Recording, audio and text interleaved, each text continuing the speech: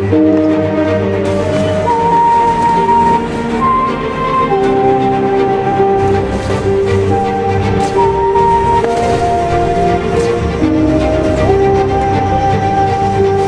পাঞ্জাবির চয়েসটা খুব ভালো হয়েছে রে।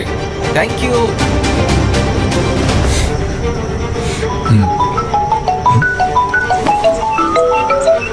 মা, তুমি না একদমই সবসময় ঠিক সময় কল করো। আমরা এখনই পরশু বিয়ের জন্য বাইরে দিচ্ছিলাম। আচ্ছা দিতেছি। ওই মা তোর সাথে কথা বলবে। ধর মা, আপনি আসলেন না কেন বলেন তো? আমি কিন্তু অনেক কষ্ট। কোনো মাই চায় না হ্যাঁ তার সন্তানের বিয়ার থাকতো না। আসলে হইছে কি বাবা, শরীরটা বিশেষ বালা না। আমি আপনার মানে আপনার পেটে ধরা সন্তান না, কিন্তু আপনি যদি সেদিন অপুকে কিডনি দিতে বাধা দিতেন তাহলে কি আমার জীবনটা বাঁচত? এই জীবনটা তো আপনাদেরই দান। দেখেন মা, মানে আপনি যদি আসতেন সিরিয়াসলি আমি অনেক খুশি হতাম, অনেক খুশি হতাম। তুমি বিয়া কইরা বউ নিয়ে বাড়ি আইও, আমি আয়াম। তোমার বউ আর তোমারে এক লগে দেখতে আয়াম। প্রাণ বইরা দোয়া কইরা আয়াম। ঠিক আছে মা, ভালো থাকবেন। ঠিক আছে বাবা, ঠিক আছে, নিজের খেয়াল রাখবেন। আচ্ছা মা, পরে ফোন দিচ্ছি।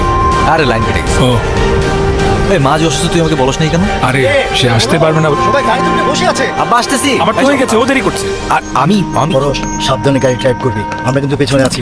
যা গাড়িতে উঠলাম। বিসমিল্লাহ।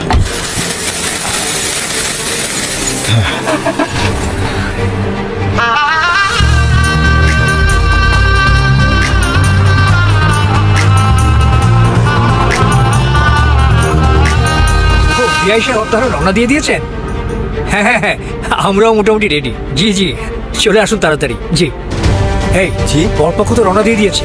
দেখো তো কি অবস্থা। ঠিক আছে, সব ঠিকঠাক আছে কিনা দেখো, তুমি একটু লুক আফটার করো। কি রে মা, তুই এখন পর্যন্ত রেডি হসনি? বরপক্ষ তো রওনা দিয়ে দিয়েছে।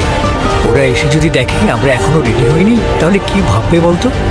বাবা, তোমার সাথে আমার একটা কথা আছে, তুমি আগে আমাকে ক্লিয়ার করবে, তারপর আমি রেডি হব। আচ্ছা ঠিক আছে, বল কি কথা। বাবা, আমি না চাই না যে আমাদের গায়ে হলুদটা একসাথে হোক। আমি চাই আমারটা আগে হবে, নইলে বরপক্ষেরটা আগে হবে। ও হঠাৎ এই প্ল্যান কেন? তুই বললি বলি তো সব অ্যারেঞ্জমেন্ট করলাম। হ্যাঁ বাবা, আমি বলেছি, কিন্তু এটা একটা অ্যারেঞ্জ ম্যারেজ। আমি চাই না যে কবুল বলার আগে আমি তার চেহারা দেখি বাবা। আর আমি চাই আজকের দিনটা শুধুমাত্র আমি আমার ফ্যামিলির সাথে সেলিব্রেট করবো, বাস দ্যাটস ইট। আচ্ছা ওকে ওকে, এটা নিয়ে আমাকে আর তোকে অনুরোধ করতে হবে না, ঠিক আছে? কিন্তু আমাদের সব অ্যারেঞ্জমেন্ট করা আছে, তোর গায়ে হলুদটা আগে হবে, তারপর বরপক্ষের গায়ে হলুদ, ঠিক আছে? থ্যাংক ইউ বাবা, thank you so much, thank you thank you thank you. Most welcome, most welcome. যা রেডি হয়ে। আচ্ছা আমাকে একটু সময় দাও, আমি রেডি হয়ে নিচ্ছি। ওকে যা তাড়াতাড়ি। থ্যাংক ইউ বাবা। যা।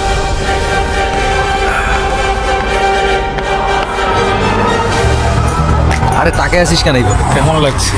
একটু ভয় ভয় লাগছে? ভয় তো লাগবেই, স্বাভাবিক। বিয়ে করতে যাচ্ছি, তাই না? আবার নিজে গাড়ি চালায়। আমি জানি না। এই সাবধানে, আবার মেরে দিস না। আর মারতেছি না, বিয়ে করতে যাচ্ছি। হ্যালো। আরে জানো, আজকে আমার সব থেকে প্রাণের বন্ধুর বিয়ে। আমি এখন বরযাত্রী হয়ে ওর সাথে যাচ্ছি। ওরে বাবা, তোমার বিয়েতে তোমার বন্ধু বরযাত্রী হয়ে আসবে তো? দাঁড়াও জিজ্ঞেস করি। এই কি তুই আমাদের বিয়েতে বরযাত্রী হয়ে যাবি তো? যাবো না মানে? বহু ভাবিকে বলে রাখ, আমি এখন থেকেই রেডি বরযাত্রী হয়ে যাওয়ার জন্য। শুনেছ, ও বলছো এখন থেকেই রেডি বরযাত্রী হয়ে যাওয়ার জন্য। আচ্ছা শোনো না, আমি কিন্তু মাকে জানিয়েছি তুমি ঈদে আমাদের বাসায় যাচ্ছ। তাই? আচ্ছা মা শুনে কি বললো? মা তো অনেক খুশি। আমারই কেমন জানি লাগতেছে ভাবতে, এখন থেকে কেমন জানি একটা ঈদ ব্যাপার লাগতেছে। বাবা আচ্ছা সাবধানে যাও, পৌঁছে প্রোগ্রাম শেষ করে আমাকে কল দিও। I love you two.